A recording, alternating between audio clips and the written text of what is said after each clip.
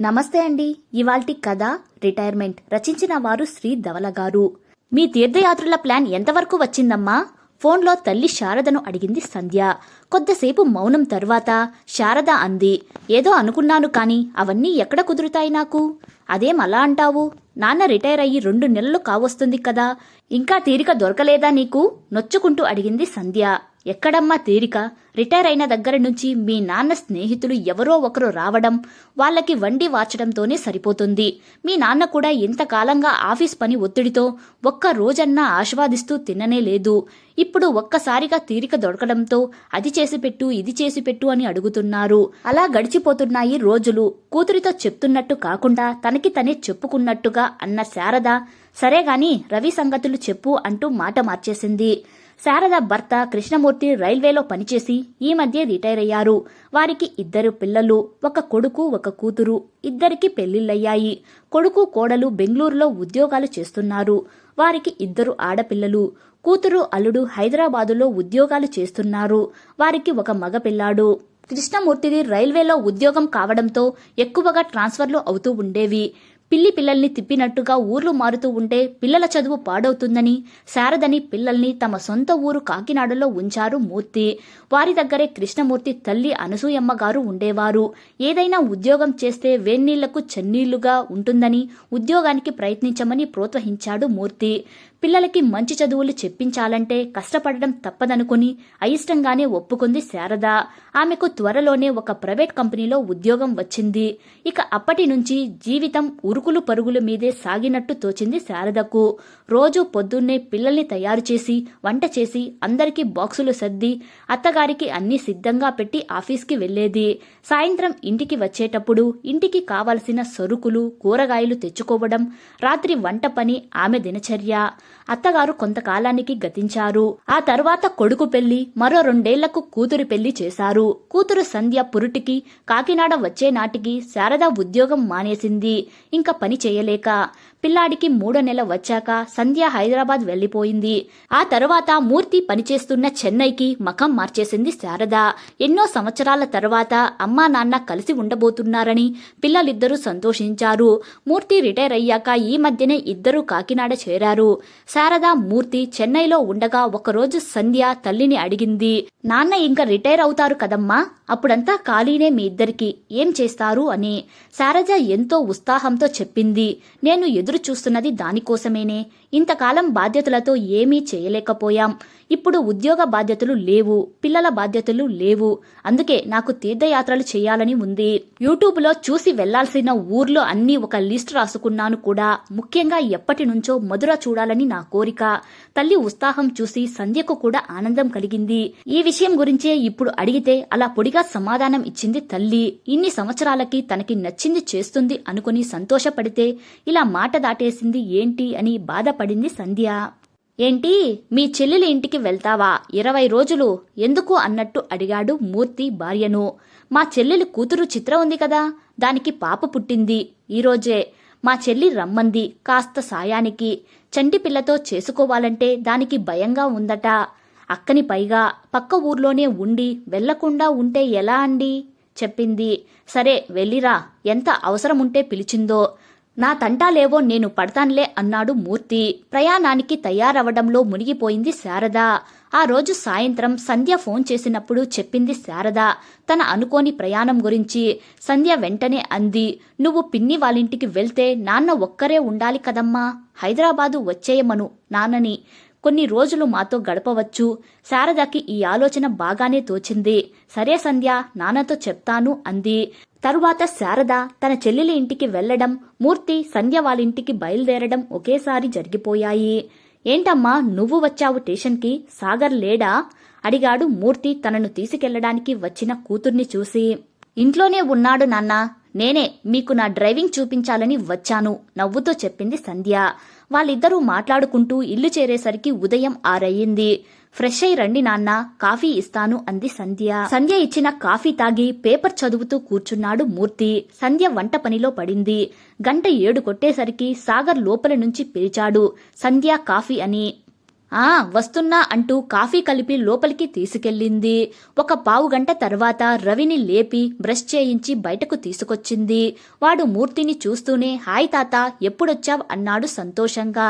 పొద్దున్నే వచ్చానురా, నీకు సర్ప్రైజ్ ఇవ్వాలని నీతో చెప్పలేదు మమ్మీ అన్నాడు వాడిని ఒళ్ళో కూర్చోబెట్టుకుంటూ. అవునా, నేను చాలా సర్ప్రైజ్ అయ్యాను అన్నాడు రవి సంతోషంగా. ఈలోపు సంధ్య రవికి పాలు తీసుకొచ్చి, రవి పాలు తాగి స్నానం చేసిరా త్వరగా, తాతయ్యతో సాయంత్రం ఆడుకుందువు గాని అంది. Okay mummy. తాత, సాయంత్రం నీకు నా కొత్త వీడియో గేమ్స్ నేర్పిస్తాను అన్నాడు ఉత్సాహంగా. అలాగే అన్నట్టు తలూపాడు మూర్తి. సాగర్ బయటకు వస్తూ బాగున్నారా మామయ్య అని పలకరించాడు. బాగున్నాను సాగర్ అన్నాడు.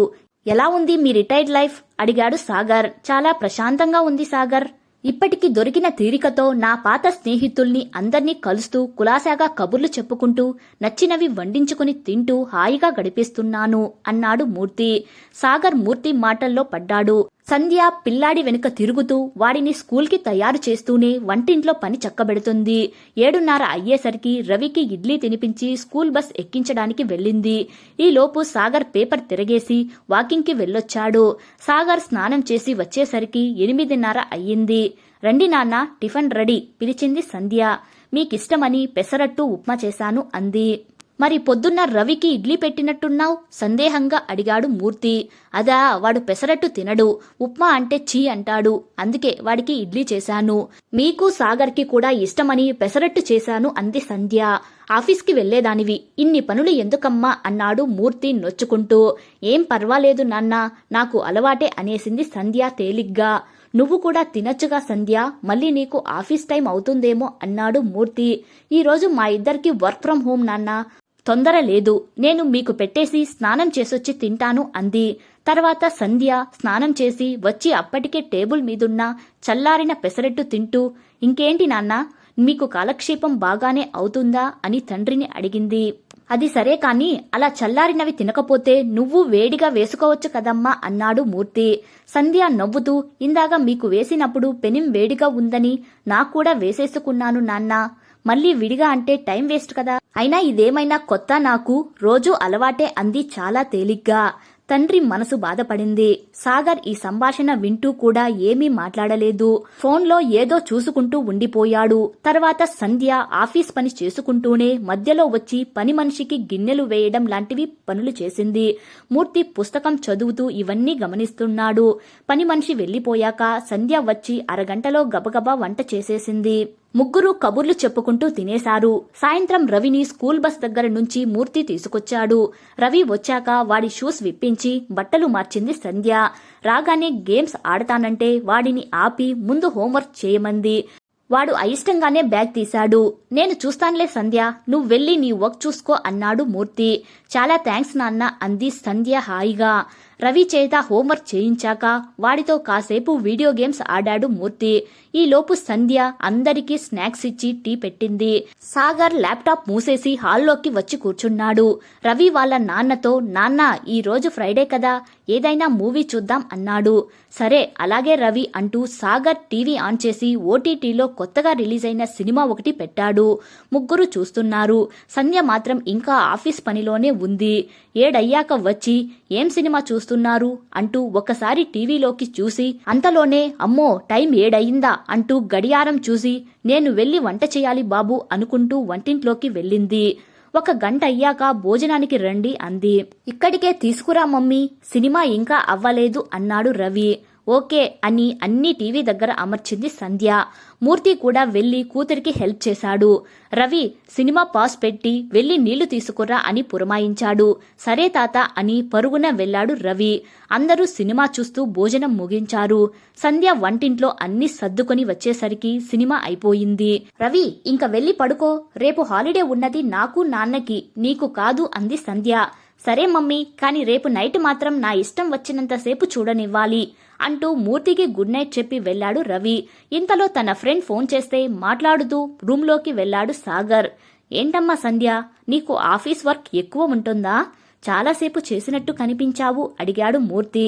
అదేం లేదు నాన్నా, వంట చేయడానికి రవి ఇంటికి వచ్చాక చూసుకోవడానికి మధ్యలో బ్రేక్స్ తీసుకుంటాను కదా, అందువల్ల కొంచెం ఎక్స్ట్రా టైం పడుతుంది నాకు చెప్పింది.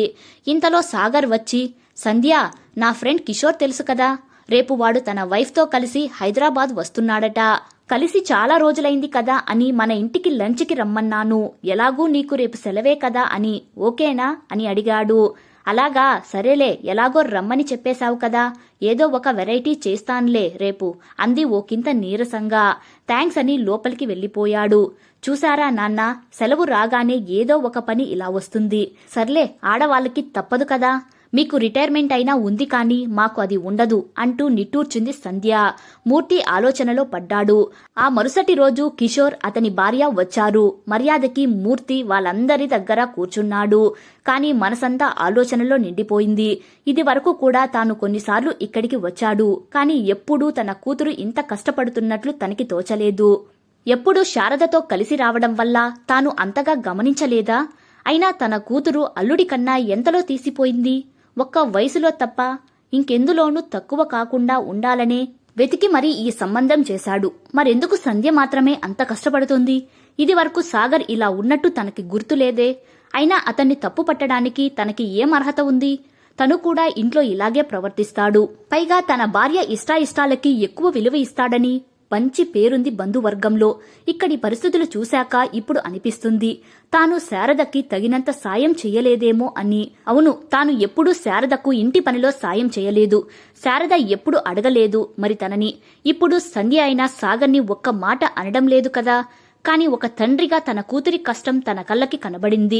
కాని తనలో ఇన్ని సంవత్సరాల కష్టంలోనూ సుఖంలోనూ సహచర్యం చేసిన శారద కష్టం తనకెప్పుడూ కనబడలేదు. ఇంత చిన్న విషయం ఇంతవరకు తనకు గ్రహింపుకు రానందుకు చాలా సిగ్గుపడ్డాడు. అక్కడ ఉన్నన్ని రోజులు సంధ్యకు తనకు చేతనైన సాయం చేస్తూ వచ్చాడు. ఒకరోజు సంధ్య అడిగింది, నాన్న, ఇంక మీకు ఆఫీస్ లేదు కదా, ఏవైనా గుళ్ళు గోపురాలు చూసి రావచ్చు కదా, అమ్మకు ఎప్పటినుంచో కోరికగా ఉంది అని. అవునా, అమ్మ వెళ్ళాలి అనుకుందా అడిగాడు మూర్తి. అనుకోవడం ఏంటి నాన్నా, మీరు రిటైర్ అయ్యాక ఎక్కడికి వెళ్లాలో ఒక పెద్ద లిస్టు రాసి పెట్టుకుంది కూడా. అందులో మొదటిది మధుర, చెప్పింది నవ్వుతూ. ఇంత కథ ఉందా, నాతో మాట మాత్రం చెప్పలేదు అన్నాడు నిష్ఠూరంగా. ఈ మధ్య కథ నాన్న, మీకు తీరిక దొరికింది, అందుకని మీ స్నేహితుల్ని కలుస్తూ ఎంజాయ్ చేస్తున్నారని ఊరుకుంది అమ్మ. అయినా అమ్మ ఎప్పుడూ చెప్పదు కదా తన మనసులోని కోరికలు అంది సంధ్య. పోన్లే, నాతో చెప్పి మంచి పని చేశావు. వచ్చే నెలలో మా ఇద్దరికీ మధుర వెళ్లడానికి టికెట్స్ బుక్ చేస్తాను. అమ్మతో అప్పుడే అనకు, సర్ప్రైజ్ అన్నాడు మూర్తి. చిన్న పిల్లాడిలా చెప్తున్న తండ్రి కేసి అలాగే అన్నట్టు తలూపింది సంధ్య. కథ నచ్చితే లైక్ చేయండి. ఇలాంటి మరిన్ని వీడియోస్ కోసం మన ఛానల్ని సబ్స్క్రైబ్ చేసుకోండి. మరో మంచి కథతో మళ్ళీ కలుద్దాం. Thank you.